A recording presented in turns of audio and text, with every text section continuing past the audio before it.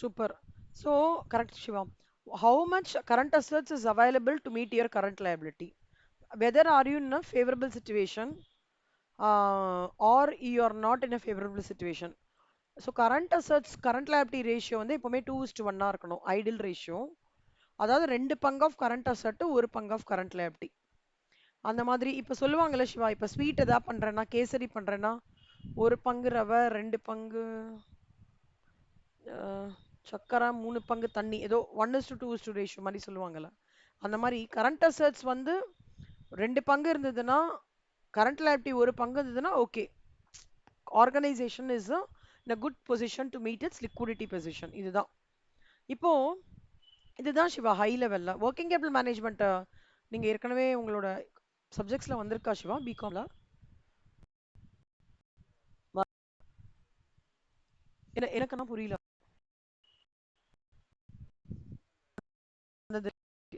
ஆக்சுவலா இந்த இது வந்து ரொம்ப டஃப்க்கு சொல்ல மாட்டேன்.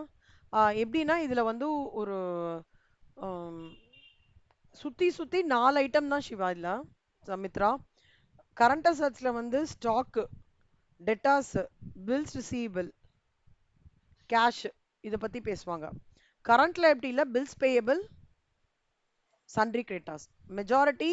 இந்த 6 வார்த்தை அதுலயே ஸ்டாக்லயே பாத்தீங்கன்னா ஸ்டாக் மூணா டிவைட், ரா மெட்டீரியல், ஒர்க் இன் ப்ராக்ரஸ், ஃபினிஷ்டு குட்ஸ். இந்த ஐட்டம் சுத்தி சுத்தி தான் வந்து ஒர்க்கிங் கேபிட்டல் வந்து கான்செப்ட் வந்து ஃப்ளோ ஆகுது.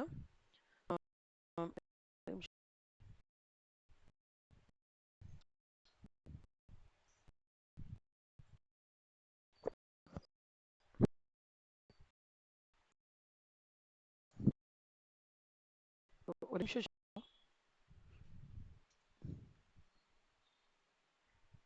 ஆ. இப்போ இதுல வந்து ஒரு ஃபார்மேட் இருக்கு சிவா. ஓகே, காஸ்டிங்ல ஒரு ஃபார்மேட் மாதிரி பார்த்தோம்ல ஞாபகம் இருக்கா? ஒன்னுக்கு அந்த மாதிரி இதுல ஒரு ஃபார்மேட் இருக்கு. நீங்க இந்த ஒர்க்கிங் கேபிட்டல் வேர்டு எங்க கேள்விப்பட்டிருக்கீங்களா Mitra?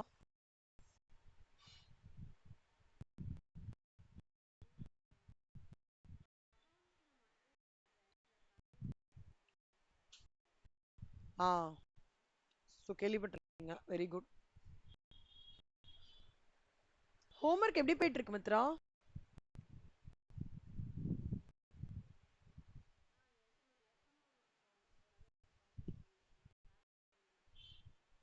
Super.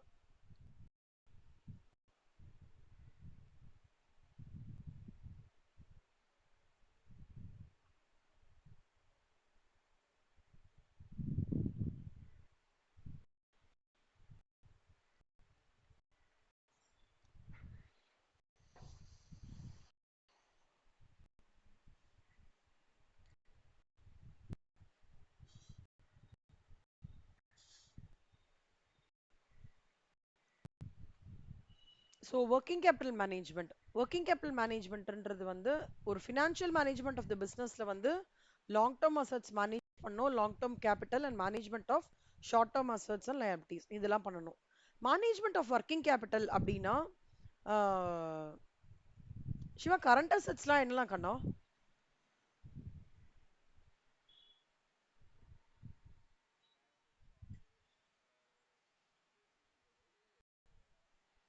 Cash, stock, bills receivable, debtors, prepaid expenses எடுத்துக்கோங்க. இந்த பக்கம் கரண்ட் லயபிலிட்டி என்ன மித்ரா?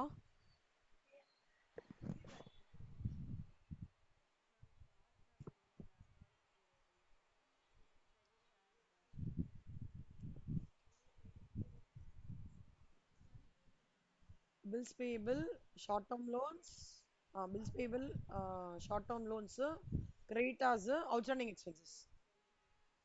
ஆ, outstanding expenses கரெக்ட் அண்ணா. இப்போ இதுதான் வந்து பேஸ்.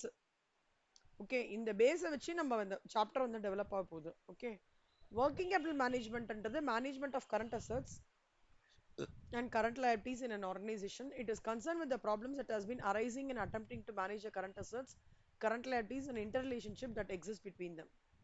இப்போ ரோல் ஆஃப் ஒர்க்கிங் கேபிட்டல் மேனேஜ்மெண்ட்ன்றது ஃபர்ம் கரண்ட் அசட்ஸையும் லயபிலிட்டிஸையும் மேனேஜ் பண்றது. ஒர்க்கிங் கேபிட்டல் அப்படின்னா என்ன அர்த்தம்னா working capital means the funds available for day to day operations of an enterprise excess of current assets over current liabilities அதை தான் வந்து ஒர்க்கிங் கேபிட்டல் அப்படின்னு சொல்லுவாங்க. இதுல ரெண்டு concept, gross working capital, net working capital. Shiva Mithra இது வந்து குட்டி நோட்ல எழுதிக்கோங்களேன். Gross working capital refers to total of current assets.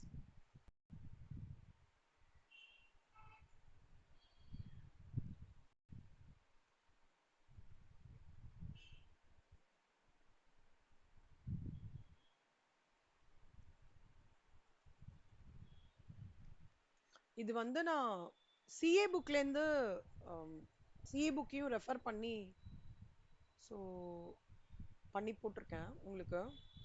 So கொஞ்சம் இந்த ஒர்க்கிங் கேபிட்டல் சைக்கிள்லாம் வந்து ஈஸியாக இருக்கும்.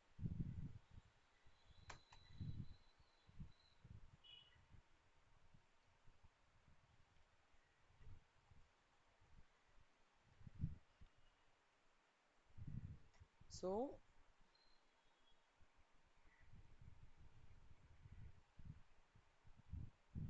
எழுதிட்டீங்களா ரெண்டு பேரும்? இந்த சாப்டர் ரொம்ப இன்ட்ரெஸ்டிங்கா இருக்கும். ஓகேவா? ரெண்டு பேரும் எழுதிட்டீங்களா? ப்ரொசீட் பண்ணலாமா? சூப்பர். இப்போ இதோட சைக்கிள் எப்படி ஒர்க் ஆகும்ன்றது நான் சொல்றேன். இது என்ன அப்படின்றது. ஃபர்ஸ்ட் கேஷ் கையில வச்சிருக்கோம். ஓகே, நான் வந்து I have an idea to produce a product and sell it. சரியா மித்ரா? உங்களுக்கு ஃபேவரட்டான ப்ராடக்ட் என்ன மித்ரா? சிவா உங்களுக்கும் சொல்லுங்க. சிவா உங்களுக்கு ஃபேவரட்டான ப்ராடக்ட்? அதாவது இது இப்ப நான் இது ஒரு ஆண்டர்பிரினரா இருக்க போறேன்டா. ஓகே, அப்போ நீங்க எந்த ப்ராடக்ட்டுக்கு ஆண்டர்பிரினரா இருக்கணும்னு ஆசைப்படுவீங்க?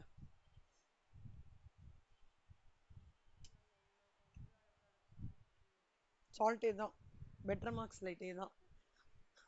சூப்பர் செல்லம். ஏய், உனக்குன்னு தனியா ஒண்ணு இருக்கும்லடா, இந்த இது இல்லாம. சரி, ஓகே, சால்ட்னே வச்சுக்கலாம். உனக்கு ரொம்ப பிடிக்கும் போல இருக்கு. சரி, உங்களுக்கு சிவா, உங்களுக்கு Siva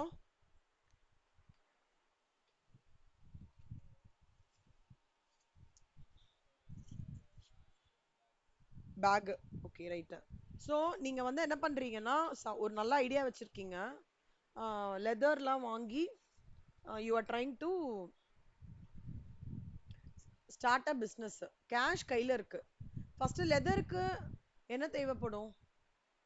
pure leather you have to purchase from நல்ல ஒரு இடத்துல இருந்து நீங்க வாங்கணும். கரெக்டா? அதே மாதிரி சால்ட்டுக்கு வந்து உப்பு. உப்புனா water is the main raw material. கரெக்டா மித்ரா? அப்படிதானே?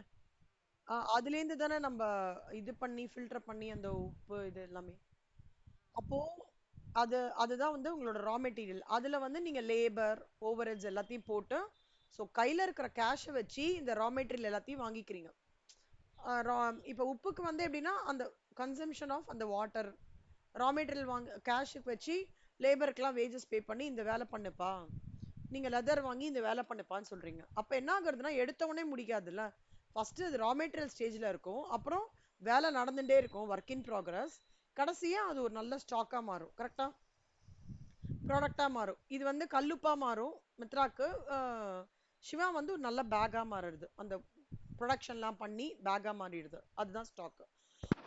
அதை விற்கிறோம் நம்ம. வித்த உடனேவே பைசா கிடைச்சிருமா மித்ரா?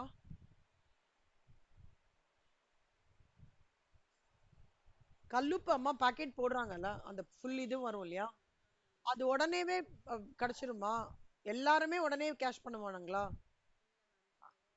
கிரெடிட் கொடுப்பாங்க. நிறைய பேர் கிரெடிட் தான் ப்ரிஃபர் பண்ணுவாங்க, ஏன்னா கேஷ் ஃப்ளோ ஹேண்ட்ல இருக்காது. அப்ப என்ன ஆகும்? அப்போ அந்த உங்களோட ஒரு கேஷ்ன்றது எப்படிலாம் ஃபார்ம் எடுக்கிறதுன்னு சொல்றாங்க கண்ணா. அவ்வளவுதான். நம்ம கையில இருக்கிற பைசா நம்ம வந்து அதை எப்படி நம்ம ஒரு பிசினஸ்க்காக யூஸ் பண்ணும்போது என்னெல்லாம் ஃபார்ம்ஸ் சேஞ்சஸ் ஆகிறது அப்படின்னு சொல்லிட்டு, இந்த ரவை ரவை வந்து கடைசியா என்னன்றது கேசரியா மாறி ஆரஞ்சு கலர்ல வந்து நிக்கிறது இல்ல. பாலுன்றது கடைசியா எப்படி ஆயிடுறது? பால்கோவா வந்து நிக்கிறது. முந்திரின்றது கடைசியா என்ன ஆயிடுறது? கடைசி ஸ்டாக்ல காஜு கட்லியா ஷேப் ஆகுறது. அப்போ கேஷ்னால தான் உங்களால ரா மெட்டீரியல் வாங்க முடியும். ரா மெட்டீரியல் லேபர் ஒர்க் பண்ணாதான் ஃபினிஷ் ஸ்டாக் பண்ண முடியும். ஃபினிஷ் ஸ்டாக் இருந்தாதான் சேல் பண்ண முடியும். நான் சேல் பண்ண உடனே அவங்க வாங்கிப்பாங்களா? மாட்டாங்க. அப்ப டெட்டாஸ் கிரியேட் ஆறாங்க. ரிசீவபிள்ஸ்ன்றது டெட்டாஸ் கிரியேட் ஆறாங்க. டெட்டாஸ் கிரியேட் ஆகும்போது என்ன ஆயிடும்? டியூ டேட்ல டெட்டாஸ் கரெக்டா உங்களுக்கு பேமெண்ட் பண்ணிட்டாங்கன்னா திருப்பி உங்க கையில என்ன வந்துடும்? கேஷ் வந்துடும். புரியுதா? உப்பு ரா மெட்டீரியல் கேஷ் வச்சு அந்த ரிலேட்டட் ரா மெட்டீரியல் நீங்க இது உப்புக்கு இது பண்றீங்க. சிவா வந்து leather pure leather வாங்கிக்கிறாரு. Labour overreach அந்த இது எல்லாமே வந்து இன்கர் ஆகுறது. கேஷ் கொடுக்குறீங்க, திருப்பி கேஷ் ரா மெட்டீரியல் உடனே வந்துடாது, ஒர்க் இன் ப்ராக்ரஸாக வருது. அதுக்கப்புறம் லெதர் பேக்ஸ் ஆல்மோஸ்ட் ப்ரொடக்ஷனில் இருக்கு. உப்பு வந்து நல்லா இது பண்ணி கல்லுப்பு இதுவாகுது. அதுக்கப்புறம் பேக்கிங் ஸ்டேஜ்லாம் பண்ணும்போது பக்காவாக ஒரு கல்லுப்பு பேக்கிங் நடந்துன்றதுக்கு இங்கேயும் வந்து லெதர் பேக் பியூட்டிஃபுல்லாக இதுவாகிடுது. நல்லா எம்ப்ராய்டரிலாம் போட்டு லெதர் பேக் ரெடி ஆயிடுது, ஸ்டாக்காக ரெடி ஆயிடுது. அதை நீங்கள் மார்க்கெட் பண்ணுறீங்க. மார்க்கெட் பண்ணும்போது என்ன ஆகும்? எல்லாரும் உடனே வாங்கிக்கலாம். அப்போ there comes the role of a debtor. You become like creditor for him. For you he becomes a debtor. கரெக்டா? அப்போ receivables are the before the stipulated time the debtor makes a payment to you. அப்போ முதல்ல போட்ட cash என்னெல்லாம் form எடுத்து திருப்பி கேஷா தானே மாறுறது. இதை பத்தி பேச போறதுதான் ஒர்க்கிங் கேபிட்டல் சைக்கிள். புரியுதா இந்த கான்செப்ட்? ஏதாவது டவுட் வருதா? ஸோ விஷுவலைஸ் பண்ணிக்கோங்க. சிவா நீங்க வந்து பேக் விஷுவலைஸ் பண்ணிக்கோங்க. மித்ரா நீங்க கல்லுப்பு விஷுவலைஸ் பண்ணிக்கோங்க. அடுத்த வாட்டி நான் கேட்கும் போது Mitra you come up with a different example. What is your interest, your core interest I want to know. இந்த ப்ராடக்ட் மேம் அந்த மாதிரி. ஓகே, நம்ம வந்து எப்பவுமே அந்த நம்மளுக்குன்னு ஒரு யூனிக்னஸ் மெயின்டைன் பண்றோம்ல. ஸோ கண்டிப்பா உங்களுக்குன்னு ஏதோ ஒரு யூனிக்கான ஒரு ப்ராடக்ட் ஆண்டர்பிரினர் ஆகணும் அப்படின்னா உங்களுக்கு தோணும். ஸோ தட் இஸ் வாட் இந்த ஒர்க்கிங் கேபிட்டல் சைக்கிள். ஓகே கண்ணா, ஒர்க்கிங் கேபிட்டல் சைக்கிள்ன்றது வந்து ரொம்ப ரொம்ப இம்பார்ட்டண்ட்டான விஷயம் ஒர்க்கிங் கேபிட்டல் மேனேஜ்மெண்ட்ல. எல்லா ஒர்க்கிங் கேபிட்டல் சம்ஸுக்கும் இந்த ஒர்க்கிங் கேபிட்டல் சைக்கிள்ல வந்து மைண்ட்ல வச்சுக்கோங்க. இந்த ஃப்ளோவை வச்சுட்டீங்கன்னா உங்களால ஈஸியா கிராக் அவுட் பண்ண முடியும். ஸோ ஆப்ரேட்டிங் சைக்கிள் எப்படி ஸ்டார்ட் ஆகுறதுன்னா ரா மெட்டீரியல், ஒர்க் இன் ப்ராக்ரஸ். அதாவது என்னோட ஆப்ரேட்டிங் சைக்கிள்னா என்ன? ஒரு கேஷை நான் திருப்பி கேஷா எடுத்துட்டு என் கையில வரும்போது வித் ரிலேட்டட் டு ப்ராடக்ட் ப்ரொடக்ஷனா இருக்கட்டும், சேல் எல்லாம் முடிச்சுட்டு கையில வரும்போது எனக்கு எவ்வளவு டைம் பீரியட் ஆகுறது அப்படின்றது தான் ஒர்க்கிங் கேபிட்டல் சைக்கிள் அப்படின்னு சொல்றாங்க. அப்புறம் நான் ரா மெட்டீரியல் ஸ்டோரேஜ் பண்றது, ரா மெட்டீரியல் இன்வென்ட்ரி வந்து ஒர்க் இன் ப்ராக்ரஸ் இன்வென்ட்ரி அதுக்கு தேவையானது holding period, finished goods storage period, receivables collection period ஒரு மாசம் கழிச்சு அப்படின்னு சொல்லுவாங்க கலெக்ஷன் பீரியட். அப்புறம் நம்ம வந்து ரா மெட்டீரியல் வாங்கியிருப்போம் இல்லையா ஒருத்தர்கிட்டேருந்து, அவர் நம்மளுக்கு டைம் கொடுப்பார் இல்லையா, அந்த கிரெடிட் பீரியட். ஆக மொத்தம் பீரியட் பீரியட் பீரியட் பீரியட் இந்த எவ்வளோ டைம் ஆகுது மொத்தமா எல்லாத்தையும் சேர்த்து இந்த ப்ராசஸ் சேர்த்து எவ்வளோ டைம் ஆகுறதுன்றதான் ஆப்ரேட்டிங் சைக்கிள். ஓகேவா? சூப்பர். ஒரு இயர்ல operating number of operating cycles in year வந்து 360 or 365 divided by operating cycle. சிஏல வந்து 360 சம்டைம்ஸ் எடுத்துக்கிறாங்க. எவ்வளோக்கு எவ்வளோ ஆப்ரேட்டிங் சைக்கிள் பெட்டரா இருக்கும், எவ்வளோக்கு எவ்வளோ ஜாஸ்தியா இருக்கும், அவ்வளோக்கு எவ்வளோ it is with organisation wherein the more the number of operating cycle better it is with the organization as it indicates shorter operating cycle. இது நான் ப்ரூவ் பண்ணி நான் சம் வரும்போது உங்களுக்கு காமிக்கிறேன் எப்படின்ட்டு. இப்போ இது படிங்க சிவா. சிவா மித்ரா சிவா மித்ரா சிவா படிங்க. இது படிச்சுட்டு இதோட ஃபார்முலா படிங்க. அப்புறம் பிஃபோர் தட் கிரெடிட்டாஸும் கிரெடிட் பர்ச்சேசஸும் ஃப்ரெண்ட்ஸ், டெட்டாஸும் கிரெடிட் சேல்ஸும் ஃப்ரெண்ட்ஸ். சரியா? இது படிங்க Shiva. Raw metal storage period.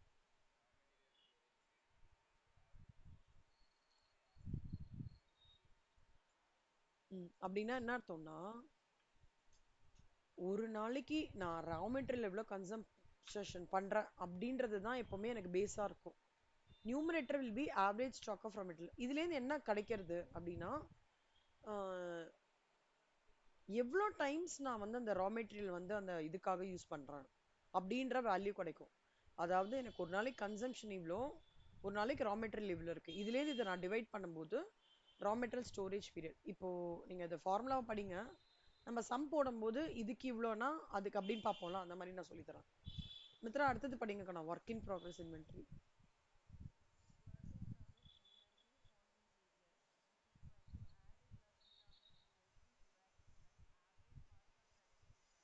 ஒரு நாளைக்கு எவ்வளோ காஸ்ட் ஆஃப் ப்ரொடக்ஷன் இவ்வளோ, அதுக்கு என்னோட ஒர்க் இன் ப்ராக்ரஸ் இன்வென்ட்ரி எவ்வளோ கோ த்ரூ ஆகுது, அதுதான் அதோடது. ஸோ நல்லா ஞாபகம் வச்சுக்கோங்க, ரா மெட்டீரியலுக்கு denominator average cost of raw material consumption per day, work in ப்ராக்ரஸ்க்கு average cost of production per day, finished கூட்ஸ்க்கு average cost of goods sold per day. ஓகேவா? ஓகே சிவா, இது படிங்க சிவா. ஸோ இது மூணுத்துக்கும் நீங்கள் ஞாபகம் வச்சுக்கணும்.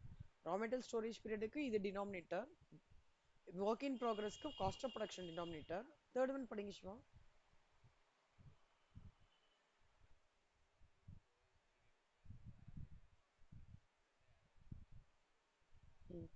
ஸோ ஃபினிஷ்டு கூட்ஸை பொறுத்த வரைக்கும் average cost of goods sold per day வந்து பேஸ். ஓகே மித்ரா, ரிசீவபிள்ஸ் படிங்க.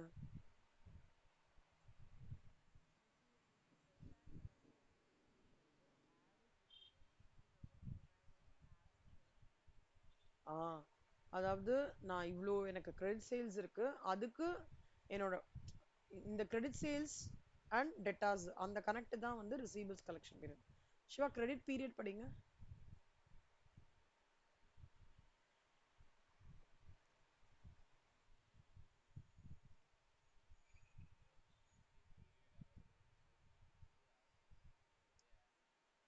Per day. சூப்பர். இது முக்கியமான காம்பனன்ட்ஸ் ஆஃப் ஆப்ரேட்டிங் சைக்கிள். சரியா? புக்குக்கு வரலாம். gross working capital, net working capital. Net working capital excess of current assets or current liabilities.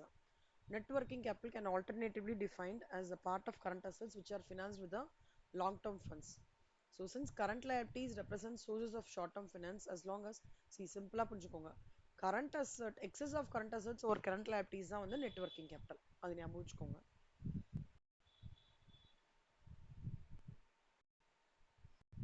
Zero working கேபிட்டல்ன்றது என்னன்னா inventory, receivables minus payables, current assets minus current liabilities.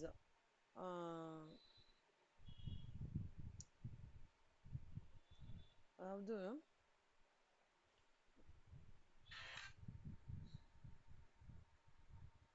So zero working கேபிட்டல்ன்றது வந்து இது நான் உங்களுக்கு சொல்கிறேன், கொஞ்சம் இது கொஞ்சம் டீட்டெயில்டாக சொல்லணும். இப்போ ஜஸ்ட் நீங்கள் inventories plus receivables minus payables இதை மட்டும் நோட் பண்ணிக்கோங்களேன். எங்கேயாவது இந்த சின்ன நோட்டில் நோட் பண்ணிக்கோங்க, எம்சிக்யூலுக்கு இது பண்ணுவாங்க. ஜீரோ ஒர்க்கிங் கேபிட்டல் இங்கே போடுறேன், நோட் இட் டவுன். இது மட்டும் கரண்ட் அசட்ஸ் நம்மளுக்கு தெரியும்ல, வந்து it is for less than 12 months. இது வந்து it is expected to be realized, sold, consumed in a normal operating cycle. இதெல்லாம் inventory, receivables, cash, equivalents, prepaid expenses. Liability within 12 monthsல நம்ம settle out பண்றது வந்து current liabilities. Payables, outstanding payments எல்லாமே current liabilities. Working கேப்ல வந்து நான் எப்படி plan பண்ணணும் அப்படின்னா, ஒர்க்கிங் கேப்ல வந்து ஜாஸ்தியாகவும் இருக்கக்கூடாது கம்மியாகவும் இருக்கக்கூடாது. ஏன் சிவா ஜாஸ்தியா ஒர்க்கிங் கேப்ல இருந்தா என்ன ஆகும் சிவா? என்ன ஆகும்னு நினைக்கிறீங்க?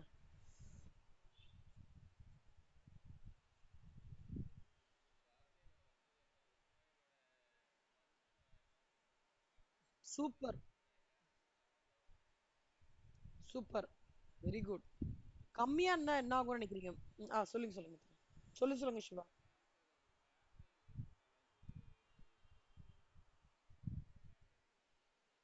அதாவது நான் கிட்டத்தட்ட வந்து அதுல நிறைய விஷயம் என்னன்னா, நான் ப்ராஃபிட்டே ஏர்ன் பண்ண முடியாத சுச்சுவேஷன் ஆயிடும் ஜாஸ்தியா ஒர்க்கிங் கேபிட்டல் வச்சிருந்தேன்னா. மித்ரா நீங்க என்ன நினைக்கிறீங்க? ஒர்க்கிங் கேபிட்டல் கம்மியா இருந்ததுன்னா என்னமா இருக்கும்னு நினைக்கிறீங்க?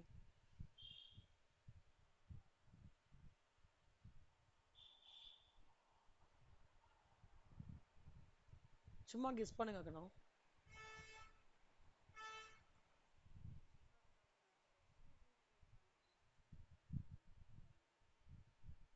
என்னமோ என்ன பே பண்ற மாதிரி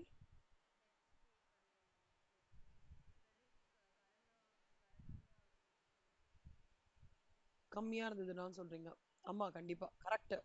ஸோ அதாவது when our working capital position is very low ன்னு வச்சுக்கோங்க, then it means that sometimes we might land up in என்ன சொல்றது, இன்சால்வன்சி பொசிஷன் ஆல்சோ. ஓகேவா? ஏன்னா எந்த இதுக்குமே ஃபர்ஸ்ட் அறிகுறி என்னன்னா ஒர்க்கிங் கேபிட்டல் வந்து கரெக்டா இருக்கணும், because it deals with the day to day applications. அதுலயே நம்ம வந்து ஒரு பாயிண்ட் வச்சிட்டோம் அப்படின்னா அப்புறம் எப்படி அடுத்த லெவல் போறது இல்லையா? ஸோ இது வந்து டபுள் ஸ்வாட் மாதிரி. டபுள் ஸ்வாட்னா என்னன்னு தெரியும் இல்லையா? கத்தி வந்து ஆப்பிள் கட் பண்ணவும் யூஸ் பண்ணிக்கலாம், அதர் வே யூஸ் பண்ணிக்கலாம் இல்லையா? அந்த மாதிரி ஒர்க்கிங் கேபிட்டல்ன்றது வந்து டபுள் ஸ்வாட் மாதிரி. எக்ஸஸ் ஆஃப் ஒர்க்கிங் கேபிட்டலும் it's not good, inadequate working கேபிட்டலும் இட்ஸ் நாட் குட். சிஏல இது important theory question Kanna.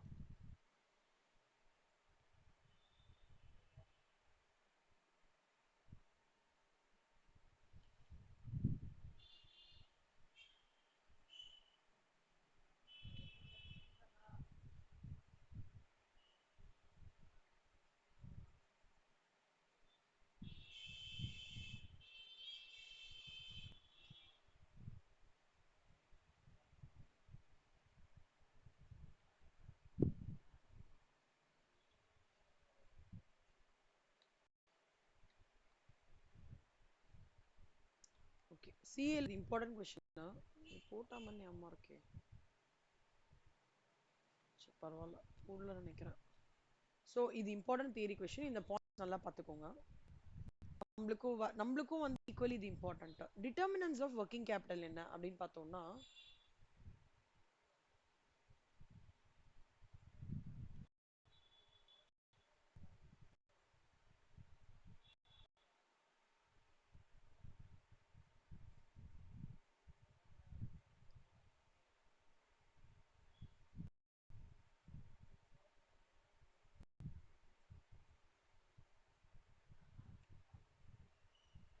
Determinants of working capital என்னன்றதை நான் சொல்றேன். ஃபர்ஸ்ட் இங்க வந்து nature, size of business, production policies அந்த மாதிரி கொடுத்துருக்காங்க. நான் இது வந்து சிஏ புக்ல ரொம்ப ஈஸியா இருந்தது, இதுலேருந்து எடுத்து பார்த்தேன். ஆல்மோஸ்ட் உங்களுக்கு சேம் ஆகும். ஓகேவா? என்னன்னு நான் சொல்லிடுறேன். ஃபர்ஸ்ட் எப்படி என்னெல்லாம் டிட்டர்மினன்ஸ் பார்த்தோம்னா, need for cash, cash balance கண்டிப்பா ப்ராப்பரா இருக்கணும். அப்புறம் identify the proper level of inventory, economic order quantity வந்து கரெக்டாக பண்ணி, ஆர் ஜேஏடி எந்த இதுவோ கரெக்டாக பார்த்து இன்வென்ட்ரி லெவல், டிசைர்டு இன்வென்ட்ரி லெவலில் ஃபிக்ஸ் பண்ணிக்கணும். அதே மாதிரி கரெக்டான கிரெடிட் டேர்ம்ஸ் வந்து வில் அட்ராக்ட் தி கஸ்டமர்ஸ் ரிசீவல்ஸ்க்கு. ஃபேக்டரிங்னா ஞாபகம் இருக்கா உங்களுக்கு? ஒருவேளை என்னால் டெட்ஸை வந்து திருப்பி வாங்க முடியலன்னா, I can approach a common facilitator called as factor, where I can hand over my receivable statement to him, whereby he will do the complete follow up from the debtors to get the payment from the debtors. ஓகேவா? அதுதான் short term financing option. So இந்த மாதிரி debtors சீக்கிரமா, debtors ரொம்ப நாளா வரவே இல்லைன்னா என்ன ஆகும் மித்ரா?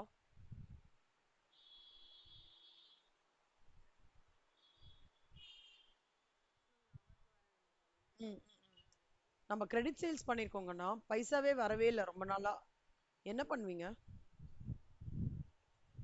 எங்க இம்பாக்ட் ஆகும் அது? நம்- நம்ம வந்து ஒரு அளவுக்கு ப்ரொவிஷன் கிரியேட் பண்ணிருப்போம், ஆனாலும் வரவே இல்லை. ப்ரொவிஷனுக்கு மேல இது போறது அப்படின்னா நம்ம என்ன பண்ணோம்? ரெண்டு விஷயம் பண்ணோம். ஒண்ணு, ஃபேக்டரை கான்டாக்ட் பண்ணி எனக்கு இது பண்ணி கொடுன்னு சொல்லணும். இல்லையா வேற ஏதாவது ஆல்டர்னேட்டிவ், ஏதாவது நம்ம எண்ட்லேருந்தே அக்ரெசிவ் அப்ரோச் மாதிரி எடுத்து ஃபாலோ பண்ணி we should get it done. இல்லைன்னா என்னோட liquidity position, working capital management ரொம்ப டிஸ்டர்ப் ஆகும். சி இதுல என்ன பேசிக்கா பண்ணிருக்காங்கன்னா, ஒவ்வொரு எலிமெண்ட் ஆஃப் கரண்ட் அசர்ட்டும் கரண்ட் லைபிலிட்டியும் டிஸ்கஸ் பண்ணிருக்காங்க. ஃபர்ஸ்ட் கேஷ் எப்படி இருக்கணும், ஸ்டாக் எப்படி இருக்கணும், டெட்டாஸ் எப்படி இருக்கணும், இங்கேயும் அகைன் டெட்டாஸ் பண்ணிருக்காங்க. இப்போ நேச்சர் ஆஃப் பிஸ்னஸ் இம்பார்ட்டன்ட். இப்போ ரெஸ்டாரண்ட் இருக்குன்னு வச்சுக்கோங்க, அங்க நம்ம கடன் வைக்க முடியுமா? இப்போ சரவணபவன் போய் சாப்பிட்றோம் அப்படின்னா, சார் நான் வந்து ரொம்ப நல்ல ரெகுலரான கஸ்டமர், ஏதோ இன்னைக்கு தான் பைசா இல்லை, கொஞ்சம் கடன் கொடுங்கன்னா கொடுப்பாங்களா? ஒரு நல்லா 1000 ரூபாய்க்கு சாப்பிட்டுட்டேன். ரெஸ்டாரண்ட்லலாம் வேற வழி கிடையாது, கேஷ் சேல்ஸ் தான். ஃபார்மசியில் வந்து என்ன ப்ராப்ளம் இருக்கும் அப்படின்னு பார்த்தோம்னா, ஹை இன்வென்ட்ரி. ஒரு பிளேட் மசால் தோசை, ஒரு பிளேட் இட்லி ரெஸ்டாரண்ட்டில் சொல்லலாம். மெடிசன் வாங்க போகிற இடத்துல, சார் ஒரே ஒரு டோலோ 650 கொடுங்க சார் அப்படின்னா வந்து சென்னையில் கொஞ்சம் திட்டுவாங்க. சார் பேட்சாக வாங்கிட்டு போங்க சார், அஞ்சா வாங்கிட்டு போங்க. ஏன்னா அவனுக்கு ஒன்ஸ் அதை கட் பண்ணிட்டோன்னா சேல் ஆகாது, ஸ்டாக் உள்ளே உட்காந்துட்டே இருக்கும். எல்லாரும் அந்த பேட்ச் பேட்சாக வாங்கிட்டு போவாங்க. அதனால ஃபார்மசியில் எப்போவுமே ஹையர் இன்வென்ட்ரி இருக்கும். அப்புறம் என்ன அர்த்தம் ஒர்க்கிங் கேபிட்டல் மேனேஜ்மெண்ட்ல வந்து என்ன அர்த்தம் அப்படின்னா,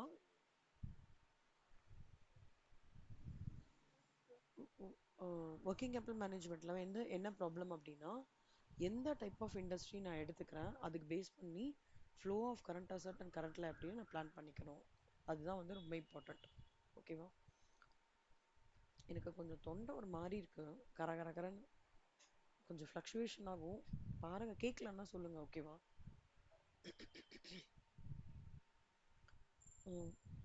ஸோ இதுதான். அப்புறம் டெக்னாலஜி அண்ட் மேனுஃபேக்சரிங் பாலிசிஸ். அப்போ வந்து ஆஹ், சில கூட்ஸ்க்கு பார்த்தீங்கன்னா சீசனல் டிமாண்டு தான் இருக்கும். அதாவது வந்து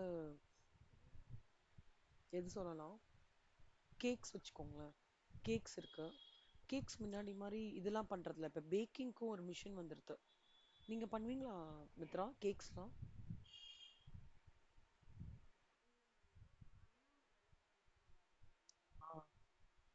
அவங்க இப்போ வந்து க்ரீம் முன்னாடி ஒரு கவரில் போட்டு க்ரீமை போட்டு அப்படி பண்ணுவாங்களே, இப்போ அதுக்கு ஒரு மிஷின் வந்துடுது.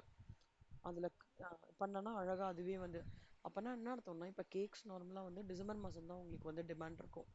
அப்போது அந்த business may follow a policy of study. இப்போ அந்த டிமாண்டையே அப்படியே த்ரூ அவுட் 12 months பண்ணணும் அப்படின்னா, அவங்க டெக்னாலஜி மேனுஃபேக்சரிங் பாலிசிஸை வந்து ஸ்ட்ராங்காக செட் பண்ணணும். எவ்வளோக்கெவ்வளோ நான் ஸ்ட்ராங்காக செட் பண்ணுறேனோ அவ்வளோக்கெவ்வளோ என் கூட்ஸ்க்கு வந்து through out the year demand இருக்கும். த்ரூ த டிமாண்ட் இருந்தால் என்ன அர்த்தம், ஃப்ளோ ஆஃப் மணி நல்லா இருக்கும். ஃப்ளோ ஆஃப் மணி நல்லா இருந்தால் என்ன அர்த்தம், லிக்விடிட்டி பொசிஷன் நல்லா இருக்கும். லிக்விடிட்டி பொசிஷன் நல்லா இருந்தால் என்ன அர்த்தம், ஒர்க்கிங் கேபிட்டல் மேனேஜ்மெண்ட் ஸ்ட்ராங்காக இருக்குன்னு அர்த்தம். இதுதான் வந்து ஆரிஜின். அப்புறம் அடுத்தது தேவையில்லாத வேஸ்ட். அப்புறம் இதில் என்ன பெட்டராக இம்ப்ரூவ் பண்ணலாம். ஓகேவா? அதே மாதிரி அந்த பேக்கிங் பண்ணுறோன்னா சீனியர் எக்ஸ்பர்ட்ஸ் எல்லாம் கேட்டு எப்படி பெட்டராக பண்ணுறது. ஒரு படம் வந்தது, அசோக் செல்வன் அண்ட் நாசர் படம், பார்த்துருக்கீங்களா?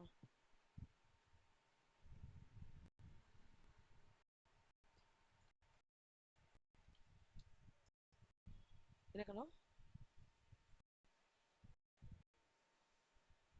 அது உண்மை கடவுளே. இந்த படம், ஒரே நிமிஷம். ஏய், கரெக்ட், சூப்பர் கண்ணா. பயங்கர குண்டா இருப்பாரு. பட் செம்ம. அவங்க வந்து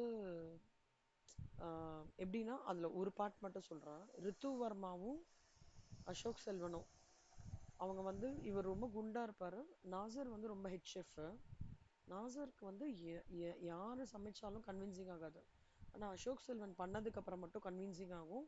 டேஸ்டா சாப்பிட ஆரம்பிப்பாரு. அது எப்படி நான் இங்க கனெக்ட் பண்றேன் அப்படின்னா, அசோக் செல்வன் வந்த உடனே அவங்க குக்கிங் ஸ்டைல் பார்த்த உடனேவே எல்லாருக்கும் வந்து எப்படி சேர்ந்து பண்ணணும். அந்த இதுல ஒரு சீன் வரும். நாசருக்கு வந்து ஒரு ரைஸ், யூரோப்பியன் ரைஸ் டிஷ் ரொம்ப பிடிக்கும். நீங்க பார்த்துருக்கீங்களா மித்ரா அந்த படம்? சரி.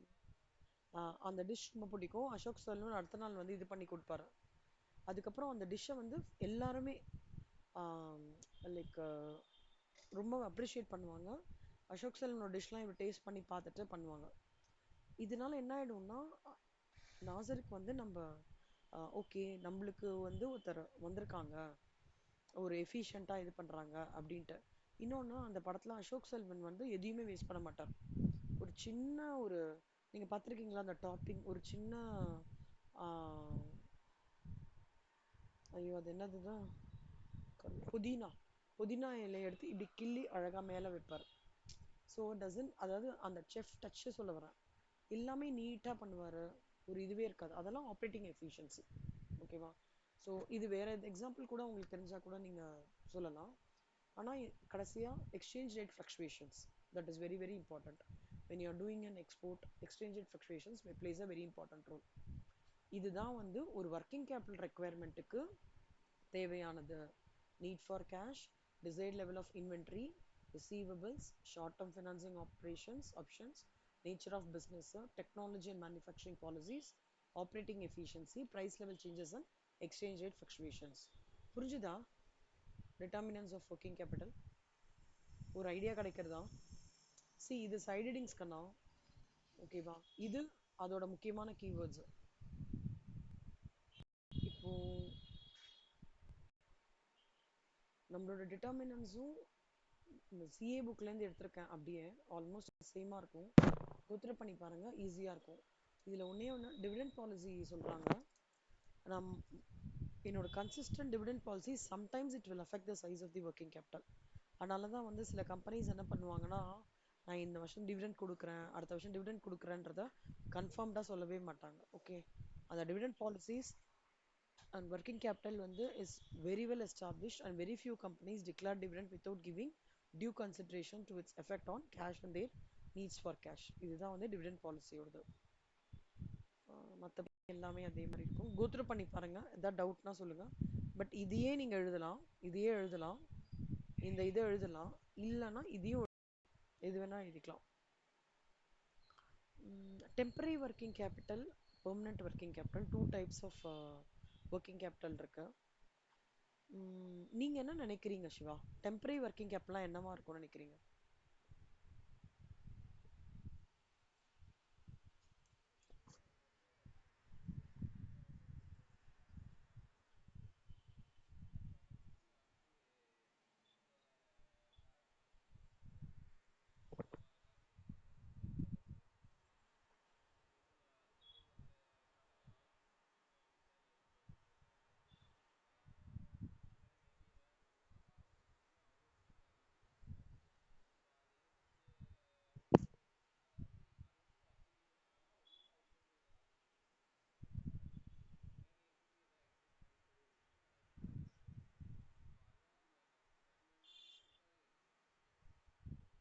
ஓகே, இதுல ஒரே ஒரு ஃபைன் டியூன் மட்டும் பண்ணிக்கோங்க. அந்த ஸ்டார்டிங் சொன்னீங்கல்ல கண்ணா, அந்த ஸ்டார்டிங்ன்றது ஒரு பாயிண்ட். இன்னொன்னு சீசனல்னு கூட சொல்லலாம். அதான் இப்போ வந்து நீங்க வந்து ஒரு பட்டாசு பிசினஸ் பண்றீங்கன்னு வச்சுக்கோங்க சிவா. அப்போ உங்களோட கேபிட்டல் வந்து டெம்பரரி ஒர்க்கிங் கேபிட்டலா இருக்கும். அந்த இதுக்கு மட்டும், அந்த ஒரு 1.5 மாசத்துக்கு மட்டும் கரண்ட் அசெட் எவ்வளவு வேணும், அப்போ கரண்ட்ல எப்படி கண்டிப்பா ரா மெட்டீரியலுக்காக வாங்கியிருப்பீங்கல்ல, சிவகாசிலேருந்து வாங்கியிருப்பீங்க, அவன் ஏதாவது கிரெடிட் கொடுத்துருப்பான், அவங்க கிட்ட சொல்லுவீங்க, அப்பா நான் அந்த சேல்லாம் முடிச்சதுக்கு அப்புறம் பைசா கொடுப்பேன் சொல்லிடுவீங்க. ஸோ டெம்பரரி ஒர்க்கிங் கேபிட்டல்ன்றது is amount of current. Shiva இந்த பாரா படிங்களேன் கண்ணா.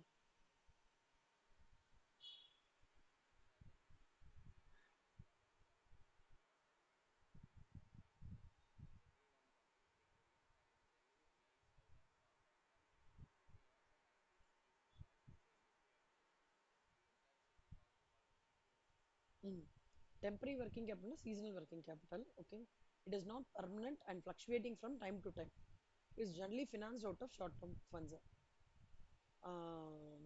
பர்மனன்ட் ஒர்க்கிங் கேபிட்டல்ன்றது எப்படின்னா, அந்த ஒர்க்கிங் கேபிட்டலை மெயின்டைன் பண்ணிட்டே இருக்கணும் மித்ரா. கொஞ்சம் கூட அப்படி இப்படி மாறக்கூடாது. இப்போ அந்த காலத்து பெரியவங்கலாம் பார்த்துருக்கீங்களா, காத்தால் 3:30 மணிக்கு டான்னு எழுந்துருவாங்க, இல்லை 4 o'clock. ஏன்னா அவங்கள பொறுத்த வரைக்கும் அந்த டைம்ல எழுந்தால் தான் schedule for the day count. So அப்படின்னா என்னன்னா, no change in the current asset level is expected and is completely permanent in the business. Irreducible minimum amount of working capital necessary to carry on its activities without any interruption. இதுதான் matter. So இதுதான் permanent. டெம்பரரின்றது சீசனலாக இருக்கும், பர்மனெண்ட்ன்றது மாறவே மாறாது. So permanent or fixed working capital, temporary working capital.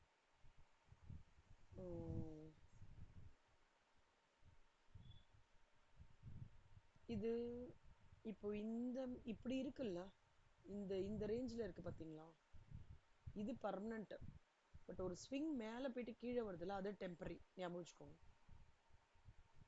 So இந்த cash cycle புரிஞ்சுதா? ஏதாவது டவுட் இருக்கா? இருக்குன்னு எக்ஸ்பிளைன் பண்ண. கேஷ், ரா மெட்டீரியல், ஒர்க் இன் ப்ராக்ரஸ், ஃபினிஷ். சூப்பர். இதை மட்டும் நீங்கள் அப்புறம் நோட்டில் வந்து போட்டுக்கோங்க என்ன Mitra, Siva, வரைஞ்சிக்கோங்க.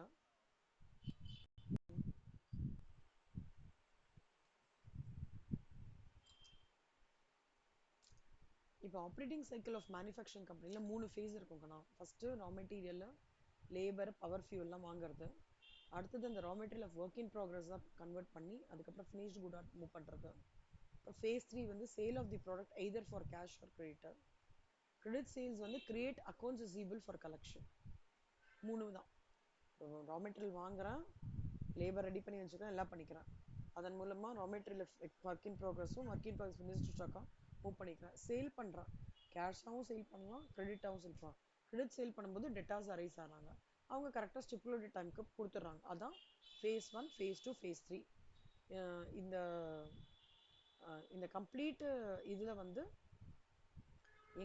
Length of the operating cycle வந்து எப்படின்னா inventory conversion period and debtors conversion period, அது ரெண்டுத்தோட சம் தான் வந்து ஆப்ரேட்டிங் சைக்கிளோட லெங்த்.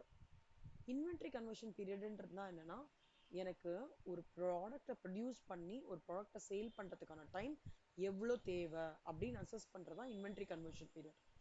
ஓகேவா? அதே மாதிரி இன்வென்ட்ரினாலே 3 ஞாபகம் வச்சுக்கோங்க. ஒன்று ரா மெட்டீரியல், இன்னொன்று ஒர்க் இன் ப்ரோக்ரஸ், இன்னொன்று ஃபினிஷ்டு குட்ஸ். இந்த 3மே தேவை. It includes the debtors conversion period is the time required to collect the outstanding amount from the customers. Debtors conversion period na enna, எவ்வளோ time required to collect the outstanding amount from the customers. இதான் debtors conversion period. எனக்கு ஒரு customer கிட்ட credit சேல்ஸ்க்கு கொடுத்துருக்கேன், அவன் எவ்வளோ நாளுக்குள்ள கொடுக்குறான் அப்படின்றது debtors conversion period.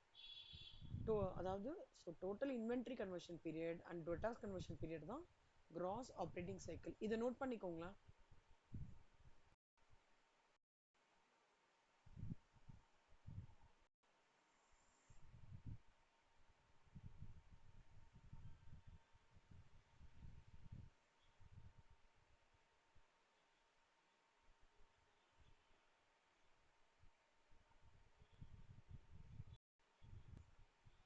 Next, net operating cycle வந்து it's a difference between gross operating cycle and payables deferral period.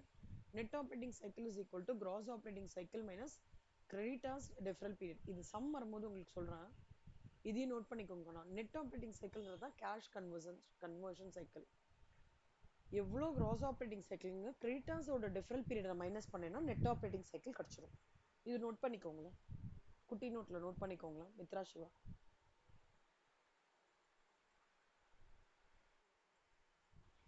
ஓகேவா? சூப்பர். சிவா நீங்களும் நோட் பண்ணிட்டீங்களா? எத்தனை நீங்கள் நோட் பண்ணிட்டீங்களா? ஓகே. இன்வென்ட்ரி கன்வர்ஷன் பீரியட்ன்றது, இன்வென்ட்ரினாலே உங்களுக்கு ஒர்க்கிங் கேபிட்டல் சாப்டர் வரும்போது இன்வென்ட்ரினா 3 வார்த்தைகள் ஞாபகம் வரணும். ரா மெட்டீரியல், ஒர்க் இன் progress, finished goods. Raw material, work இன் progress, finished goods. Raw material, work இன் ப்ராக்ரஸ், ஃபினிஷ்டு குட்ஸ். இந்த 3தோட கன்வர்ஷன் பீரியட் தான் இன்வென்ட்ரி கன்வர்ஷன் பீரியட். ஓகேவா? இது நோட் பண்ணிக்கோங்க. ரா மெட்டீரியல், ஒர்க் இன் ப்ராக்ரஸ். இந்த டோரா, இந்த டோரா கேட்டிருக்கீங்களா? காடு, மலை, வீடு, அந்த மாதிரி வரலாம். அந்த மாதிரி இது ரா மெட்டீரியல், ஒர்க் இன் ப்ராக்ரஸ், ஃபினிஷ்டு குட்ஸ் ஞாபகம் வச்சுக்கோங்க. இன்வென்ட்ரி இது வந்து 2 மார்க்ஸ்லேயே கேட்பாங்க. நோட், இந்த பாக்ஸ் மட்டும் நோட் பண்ணிக்கோங்க மித்ரா சிவா, இது மட்டும். ரா மெட்டீரியல் கன்வர்ஷன் பீரியட்ன்றது என்னோட ரா மெட்டீரியல் ஒர்க் இன் ப்ராக்ரஸாக மாறுறதுக்கு என்ன ஸ்டேஜ், அதான் raw material conversion. Average time period taken to convert the material into work in progress, அதுதான். ஸோ ஒரு நாளைக்கான ரா மெட்டீரியல் கன்சம்ஷனாக இருக்கட்டும், இல்லை ரா மெட்டீரியல் இன்வென்ட்ரியாக இருக்கட்டும், அதில் தான் இந்த raw material conversion period depend ஆயிருக்கு. புரியுதா? எவ்வளோ டைமு என்னோட மெட்டீரியல் ஒர்க் இன் ப்ராக்ரஸாக கன்வெர்ட் ஆகுறது, அதுக்கு தான் வந்து raw material conversion period. Note பண்ணிக்கோங்க.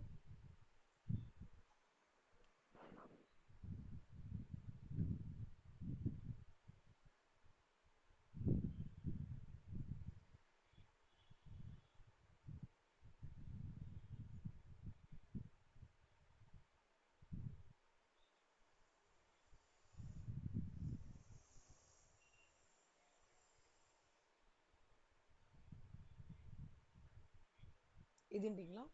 நெக்ஸ்ட் ஒர்க் இன் ப்ராக்ரஸ் கன்வர்ஷன் பீரியட் வந்து என்னோட செமி ஃபினிஷ்டு ஒர்க்கை நான் எவ்வளோ டைமுக்குள்ளே கம்ப்ளீட் பண்ணுறேன், ஒர்க் இன் ப்ராக்ரஸ் ஃபினிஷ்டு கூடாக மாறுறதுக்கு என்ன டைம். ஓகேவா? அதுதான் ஒர்க் இன் ப்ராக்ரஸ் சிபி. நோட் பண்ணிக்கோங்க கண்ணா. ஒர்க் இன் ப்ராக்ரஸ் சிபினா ரா மெட்டீரியல்னால் டினாமினேட்டர் ரா மெட்டீரியல் வருவான், ஒர்க் இன் ப்ராக்ரஸ்னால் denominator cost of production. Finished கூட்டுக்கும் டினாமினேட்டர் வந்து ஃபினிஷ்டு கூடு கன்வர்ஷன் பீரியட் தான்.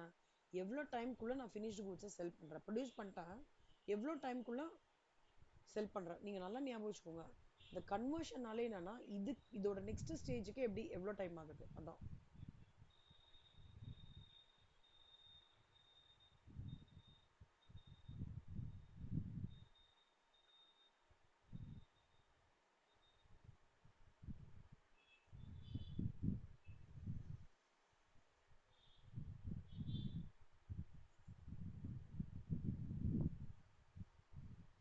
எழுதிட்டீங்களாங்கண்ணா?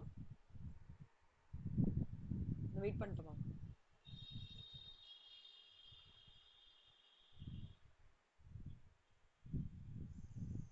இது பொறுமையா எழுதுங்க. இதுல இருக்கிற தியரிலாம் கொஞ்சம் நான் ஸ்லோவா சொல்லித்தரேன். சம் போடும்போது கொஞ்சம் ஈஸியா இருக்கும் உங்களுக்கு என்ன. நான் எடுத்த உடனே சம் போட்டேன்னா செம்ம வேஸ்ட். ஐடியாவே இல்லாம போடுற மாதிரி ஆயிடும். இது வரைக்கும் புரிஞ்சுதா சிவா கான்செப்ட்? மித்ரா புரிஞ்சுதா? ம். எழுதிட்டீங்களா கண்ணா?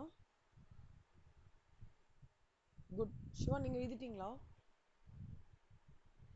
ஷோ இஸ் கேட்கல திடீர்னு என்னன்னு தெரியல.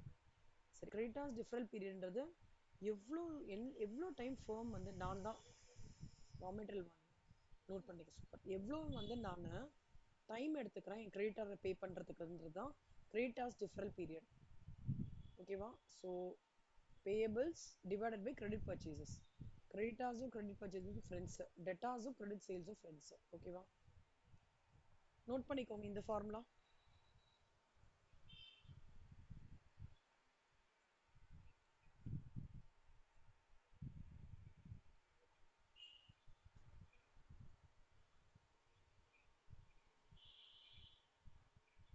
ம். Some authors consider 12 months or 360 days. இது வந்து சிஏலையும் அப்படி தான் ஃபாலோ பண்ணுறாங்க. அதனால நீங்கள் ஒருவேளை 360 days போட்டிங்கன்னா நோட் எழுதிக்கோங்க. ஐ எம் இப்போ சிவா இப்போ பரவாயில்லையா? அதாவது சிஏ புக்லேயும் சரி சிவா, சிஎம்ஏ புக்லேயும் 360 days எடுத்துக்கிறாங்க. நீங்கள் ஸ்பெசிஃபை பண்ணலாம் 360 days இது அப்படின்னு ஸ்பெசிஃபை பண்ணிக்கலாம், பிரச்சனை.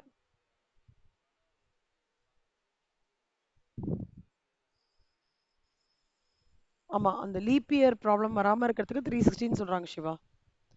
12 months இருந்தால் கூட அப்படி எடுத்துக்கோங்க, ஈஸியாக இருக்கும். ஒரு மாதிரி நான் ஆன்சர் வந்து கொஞ்சம் திருப்திகரமாக வரும் அந்த மாதிரி. சிஏ மெட்டீரியல் வச்சு பார்த்துட்டு நான் கம்பேர் பண்ணி சொல்கிறேன். ஒரு அசம்ஷன் தான் சிவா இது. 360ன்றது அசம்ஷன் தான். சிஏல எல்லாமே 360 தான் எடுத்துட்டு இருக்காங்க. நம்ம புக்ல சம்டைம்ஸ் 365.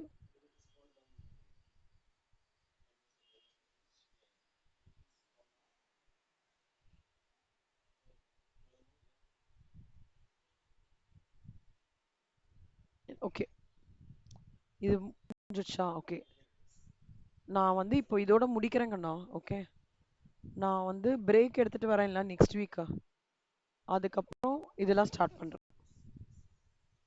இது வரைக்கும் படிச்சு வச்சிருங்க. இது என்ன ஹைலைட் நான் சொல்றேன். Working capital, current assets minus current liability will give you net working capital. Margin for கண்டின்ஜென்சினா எனக்கு திடீர்னு ஆத்திர அவசரத்துக்கு அம்மா வச்சிருப்பாங்க தெரியுமா? ஆத்திர அவசரத்துக்கு எங்கேயாவது ஒரு பருப்பு டப்பாக்குள்ள அந்த மாதிரிலாம் வச்சிருப்பாங்களா? எங்க வீட்டில் வைப்பாங்க எங்க பாட்டி. அரிசி டப்பாக்குள்ளெல்லாம் பைசா வச்சிருப்பாங்க. அதுதான் இந்த கண்டின்ஜென்சி.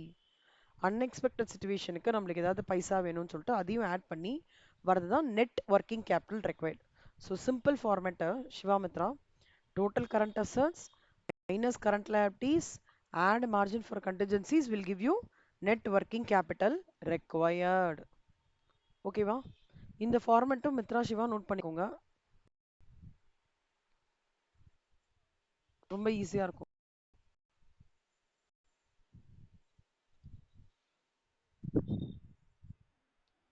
இல்ல சிவா, வெக்கேஷன் இல்ல, ஒரு பெண்டிங் ஒர்க்கு ரொம்ப நாளா பண்ணல.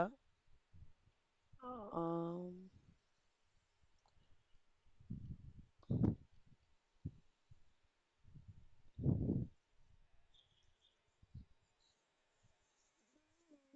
ஆமா அது சொல்லிட்டு இருக்காங்க. ஆனா சாருக்கு இப்போ ஆடிட் போட்டிருக்காங்க சிவா.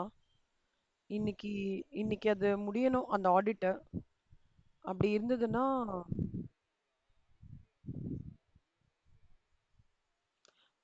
ஜிஓ ஆடிட்னு ஒண்ணு போடுவாங்க சிவா. அதாவது எப்படின்னா, ஃபோர்டுக்குள்ளேயே இன்டர்னல் ஆடிட்டர் இருப்பாங்க. இவங்க ப்ராசஸ்லாம் வந்து எஸ்ஓபி பேஸ் பண்ணி, அதாவது ஆப்பரேட்டிங் ப்ரொசீஜர்ஸ்ன்னு ஒண்ணு இருக்கு. ஃப்ளோ சார்ட்ஸ் அதெல்லாம் ஒரு ஒரு ப்ராசஸ்க்கு போட்டு வைப்பாங்க. இவன் இந்த ஆ சிவா நான் இன்டர்னல் ஆடிட்ல இருந்தேன் சிவா. ஒரு 2 இயர்ஸ் இருந்தேன்.